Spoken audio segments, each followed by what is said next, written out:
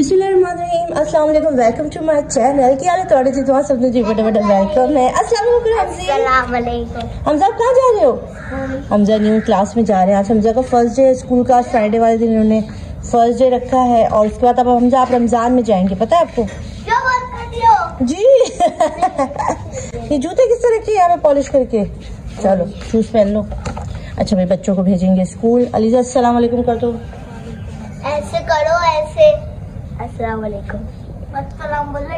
वालेकुम सलाम। भाई दुआ है पेपर अच्छे अच्छे करना। बड़ा बेटा चला गया, उनके पेपर है और अलीजा का ही पेपर है। हमजा जो है वो आज जो है वो अपनी नई क्लास में जा रहे हैं। कोर्स हमने बाय नहीं किया है अभी तक। हम लोग फाइल आएगा ना, आपको प्रेप 1 का दिखाएंगे। प्रेप 1 का क्यों दिखाएंगे? प्रेप 2 को भी दिखा दिया आप। असल में इनका अभी तक कोर्स हमने नहीं बाय किया क्योंकि सैलरी नहीं आई थी। सैलरी अभी कल पहुंची है तो आज तो नहीं, क्योंकि आज इनके अब्बू को ऑफिस जाना है। तो हम कल सैटरडे को इनका जो है वो कोर्स भी लेने जाएंगे। और आज पता है जब मैं क्या करूँगी। अच्छा जी, बच्चों को भेज दिया स्कूल और इसके साथ ही मैं आपके साथ वो बात भी शेयर करूँगी कि फ़ादर के लिए अच्छी सी लड़की चाहिए, रिश्ता ढूंढना है। और रिश्ता कौन ढूंढ रही है? बेटी। मैं ढूंढ रही हूँ रिश्ता, क्योंकि मुझे जिसने कहा है रिश्ता ढूंढने के लिए उन्होंने मुझे बड़ी बहन माना हुआ है और उन्होंने कहा कि मेरे अब्बू की शादी के लिए अच्छी सी लड़की आपने ढूंढ के देनी है। तो इसमें आप सबने मेरी हेल्प करनी है। पूरी स्टोरी मैं आपके साथ शेयर करूँगी क्योंकि देखिए हम जिस माशरे में रहते हैं ना, वहाँ पर फादर अगर मदर की डेथ के बाद दूसरी शादी करने लगे ना तो बहुत ज़्यादा एतराज़ात हो जाते हैं।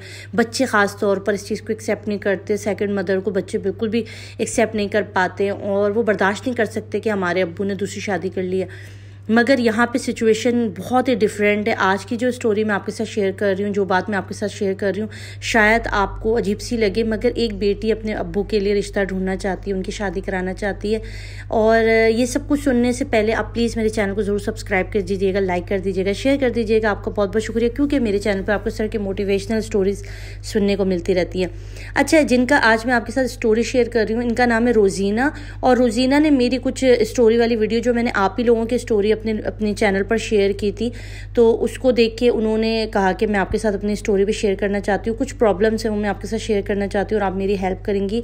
तो मैंने कहा बिल्कुल, अगर आप मुझ पर ट्रस्ट करती हैं और आपको ऐसा लगता है कि मैं आपकी हेल्प कर सकती हूँ या आप मुझे अपनी बड़ी बहन मानती हो, तो बिल्कुल मैं हमेशा अपनी ऑडियंस के साथ अपनी हर बात शेयर करती हूँ और उनसे जो भी मशवरा मिलता है वही मैं आगे उसी पे काम करती हूँ। आप लोगों ने आज से पहले बहुत सारी बहनों की स्टोरियाँ सुनी और उनकी मदद भी की। आप यकीन कीजिए, उन बहनों ने मुझे इंस्टाग्राम पे मैसेज करके बताया कि आपकी ऑडियंस के या आप लोगों के मशवरों से ही हमारे जो मसाइल है वो हल हुए और हम उस प्रॉब्लम से निकले।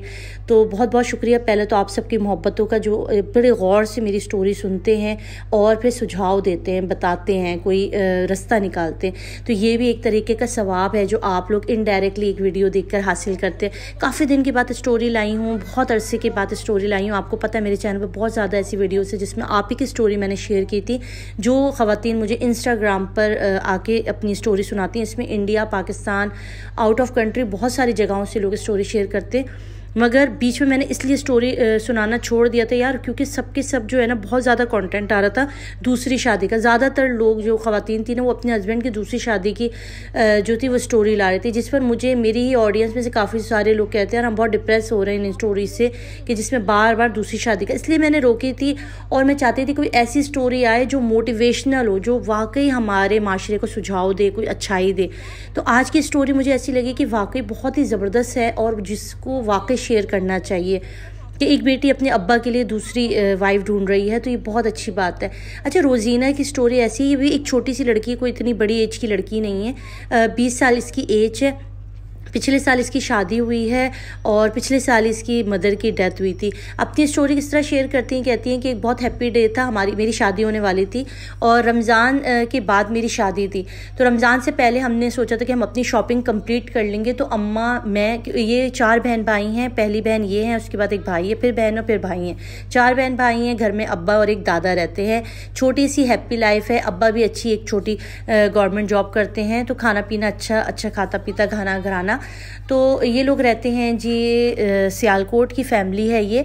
तो इनका कहना था कि इनकी जो शादी हो रही थी वो लाहौर में हो रही थी, इनके अपने ही चाचा के बेटे के साथ। तो ये बताती हैं कि इन्होंने जो है वो शादी की शॉपिंग रमज़ान से पहले करने का फ़ैसला किया। तो अम्मी बहुत ज़्यादा शॉपिंग में बिज़ी थी। अम्मी के साथ जो थी पप्पो वगैरह भी जाती थी और खाला वगैरह भी जाती थी, शॉपिंगें चल रही थी। जिस दिन अम्मी की डेथ हुई है उस दिन भी अम्मी शॉपिंग पर गई हुई थी। अम्मी शॉपिंग से आई तो अम्मी की तबीयत ठीक नहीं थी। अब्बू घर पे मौजूद थे। अब्बू अम्मी से बेतहाशा प्यार करते थे। इनकी लव मैरिज हुई थी अम्मा अब्बा की, तो बहुत ज़्यादा प्यार करते थे। तो हमें बहुत अच्छा लगता था कि अब्बा अम्मा से बहुत ज़्यादा प्यार करते, बहुत केयर करते। तो अम्मा की तबीयत ख़राब देख के अब्बा भी बहुत परेशान थे। अम्मा ने जो है वो थोड़ी देर लेटी रही। हम समझे शायद बाहर से आई हैं तो थोड़ा उन्होंने कहा मेरा दिल घबरा रहा है। हमने उन्हें जूस वगैरह बना कर दिया और उसके बाद तो ठीक हो गई। और उसके बाद वो शाम में खाने की तैयारी करने लग गई, मगर बार बार पूछ रही थी कि अभी तक भाई नहीं आए थे घर। तो मैंने कहा परेशानी की बात नहीं, खेलने गया आ जाएगा। तो उनको बार बार हो रहा था कि अभी तक भाई नहीं आया, भाई नहीं आया। बाकी बच्चे तो घर पे थे, मगर जो भाई है वो क्रिकेट खेलने गया था दोस्तों के साथ, तो वो नहीं आया हुआ था। तो अम्मी ने मुझे कहा भी देखो उसके किसी दोस्त के नंबर पे कॉल करके देखो। तो मैंने कहा अम्मी परेशान नहीं हो, बच्चा थोड़ी आ जाएगा। तो आखिरी टाइम पे मुझे यही रहा कि मेरी वालदा अपने बेटे को देखने के लिए बहुत परेशान थी। तो खाना वाना पकाने के बाद अम्मी ने वज़ू वगैरह किया और अम्मी ने कहा कि जैसे ही एहसन आता है ना तो उसको बेटा खाना दे देना। तो मैंने कहा ठीक है अम्मा मैं दे दूँगी, आप नमाज़ पढ़ो। वो नमाज वज़ू करके जैसी ही नमाज की तरफ बढ़ी वो गिर गई। जब वो गिरी तो हम सब परेशान हो गए, हम लोग दौड़े तो अम्मी का बिल्कुल चेहरा अजीब सा हो गया था, होंठ नीले, अजीब सी हालत थी। तो हम लोगों ने फ़ौरन जो है ना वो गाड़ी निकाली और अम्मी को उसमें डाल के हॉस्पिटल ले गए। जब हॉस्पिटल ले गए तो आधे घंटे के बाद हॉस्पिटल में डॉक्टरों ने देखा और बताया कि अम्मी की जो है ना उसी वक्त डेथ हो गई थी। अम्मी को मेजर किस्म का हार्ट अटैक हुआ था। तो अम्मी की डेथ के बाद जो हम पर तो क़यामत गुजर गई। हम छोटे छोटे बहन भाई और अब्बू की कंडीशन बहुत ख़राब हो गई।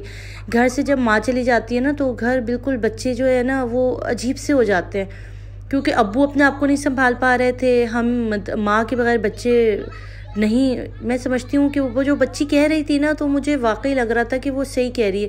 अभी कुछ दिन मैं भी यहाँ पर घर पर नहीं थी, इराक गई हुई थी, तो मेरे बच्चों ने, मेरे हस्बैंड ने बहुत मिस किया। और आप यकीन करें मेरी अपनी बहन और अपनी मोहल्ले की जो मेरी दोस्त है वो कह रही थी यार तुम्हारे बच्चों को देख के ना अजीब सी मिस्कीनियत उनके चेहरे पर थी कि माँ नहीं थी, जबकि तुम 15 दिन के लिए गई थी, मगर वो अजीब सा चेहरे पर मिस्कीनियत आ गई थी कि माँ नहीं है इनकी।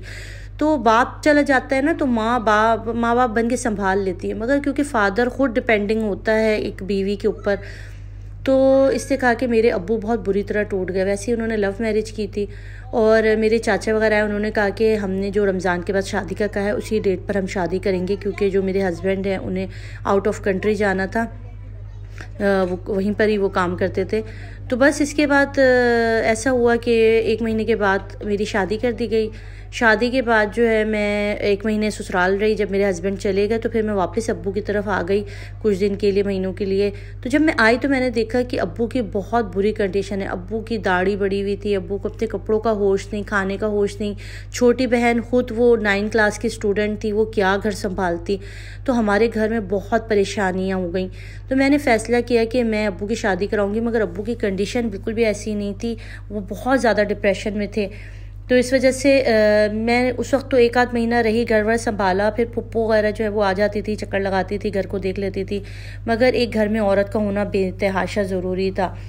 तो भाई भी सभी बहुत छोटे थे, कॉलेज लेवल में थे, तो उनकी भी अभी शादी नहीं कर सकते। इसलिए मैंने फ़ैसला किया कि मैं अब्बू के लिए दूसरी शादी कराऊंगी और रिश्ता ढूंढूंगी, जिसके लिए उन्होंने मुझे रिस्पॉन्सिबिलिटी दी है और मुझसे बात की।